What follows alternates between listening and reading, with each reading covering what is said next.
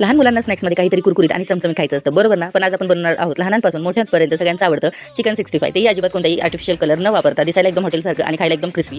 हे पाहिल्यानंतर मुलं बाहेरचं चिकन अजिबात मागणार नाही. इथं मी चिकन धुवून घेतलेलं आहे. चिकन 65 मसाला घेतलेला आहे आणि माझ्या एवढ्याच्या चिकनसाठी मला हे पूर्ण मसाला वापरायचा आहे. चिकन पावशेरला थोडंसं कमी होतं, त्यामुळे मी इथं जी पुडी होती ती पूर्ण वापरलेली आहे. त्यानंतर यामध्ये मी चवीप्रमाणे मीठ, मिरची पावडर थोडीशीच घालायची आहे. त्यानंतर यामध्ये टाकणार आहोत आपण हळद सुद्धा आपल्याला थोडीशीच टाकायची आहे आणि नंतर आपण सगळ्यात शेवटी चिकन मसाला घेतलेला आहे. चिकन मसाला थोडासा जास्त वापरला तरी चालेल, कारण टेस्ट मस्त येते. त्यानंतर आलं लसूणची पेस्ट मी घेतलेली आहे. एक लिंबू घेतलेला आहे, अर्धा चिरलेला आहे आणि यासाठी मी फक्त अर्धा लिंबू वापरणार आहे, कारण ह्या लिंबाला भरपूर रस होता, म्हणून अर्धा लिंबू मला पुरेसा झालेला आहे. त्यानंतर आपण यामध्ये 1 चमचा बेसन पीठ टाकणार आहोत.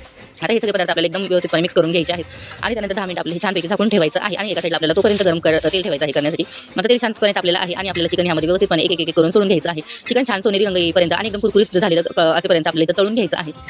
एक 5 ते 6 मिनिटे चिकन छानपैकी तळून घेतलेलं आहे आणि त्यानंतर अशा प्रकारचं आपलं चिकन दिसत आहे आणि या ठिकाणी आपलं गरमागरम कुरकुरीत आणि हेल्दी घरगुती चिकन 65 तयार आहे. कोणत्याही रंगाने कोणतीही भेसळ नाही. त्यामुळे लहान मुलांसाठी स्नॅक्ससाठी ही रेसिपी एकदम भारी पर्याय आहे. तर तुम्हाला व्हिडिओ कसा वाटला, व्हिडिओ आवडल्यास व्हिडिओला लाईक आणि चॅनलला सबस्क्राइब करायला अजिबात विसरू नका. भेटूया आपण पुन्हा एका नवीन अशा व्हिडिओ